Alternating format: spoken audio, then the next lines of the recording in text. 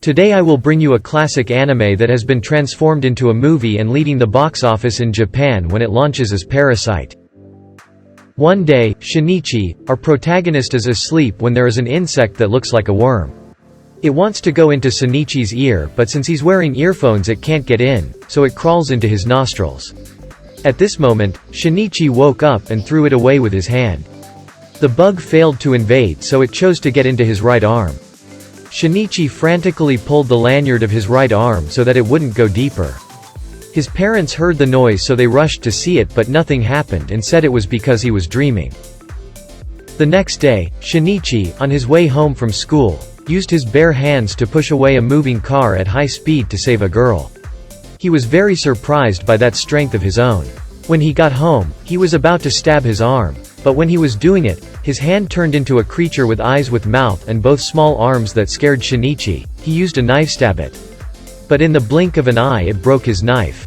At the same time his mother ran up to see what happened, but the creature was gone.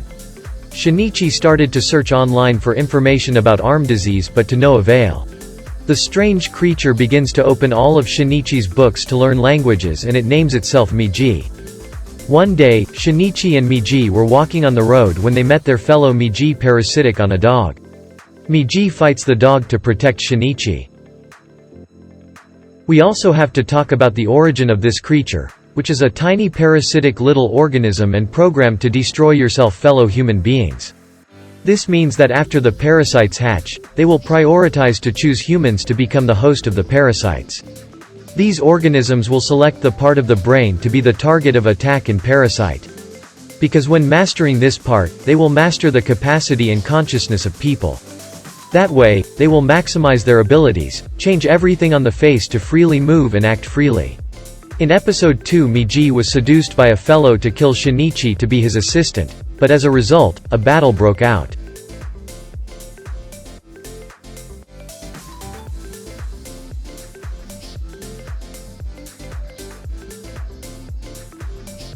And right after that, battles continued to take place between the parasites. It is unknown from when Shinichi's mother was Parasyte. She stabbed her husband and stabbed through the son's heart. Right here Miji saved Shinichi by transforming into his heart and healing him.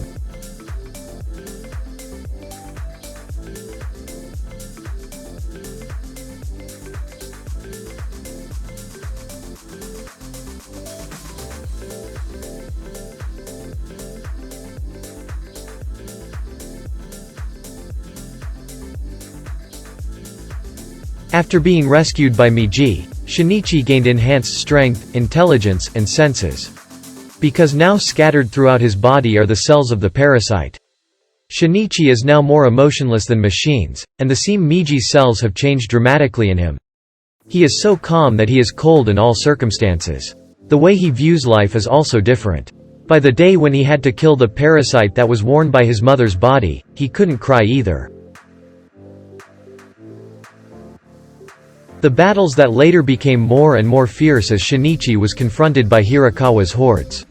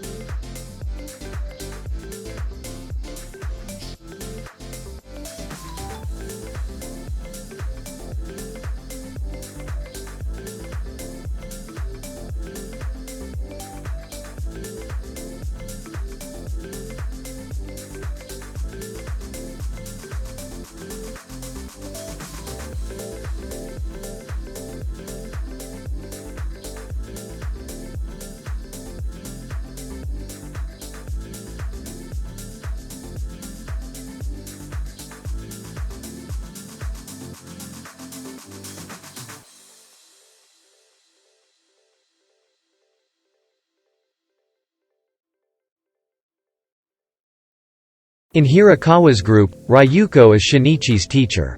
Ryuko has done a lot of experiments with humans because it seems to be very interested in how the two are conceived. Around in this anime, the question of what I am and what I was born for has always existed, and Ryuko is an extremely representative character to express that confusion. She fuck her fellow man and conceives a child, but after all, the child is born a human. She would rather sacrifice himself to fight the Hirakawa party members and humans to protect the child rather than run away and protest.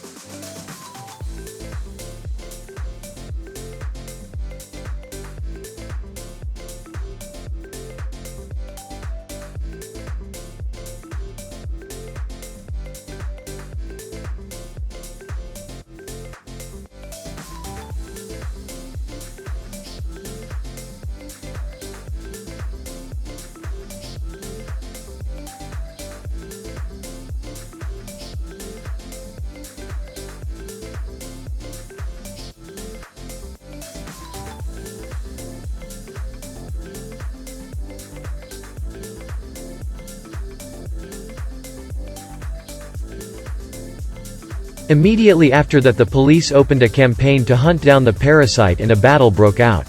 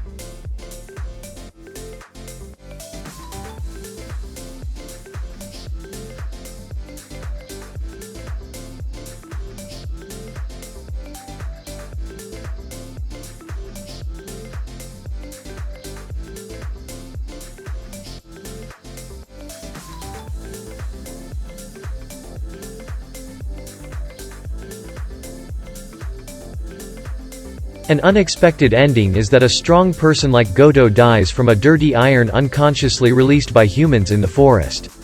After all, no creature can beat humans and the things that humans create.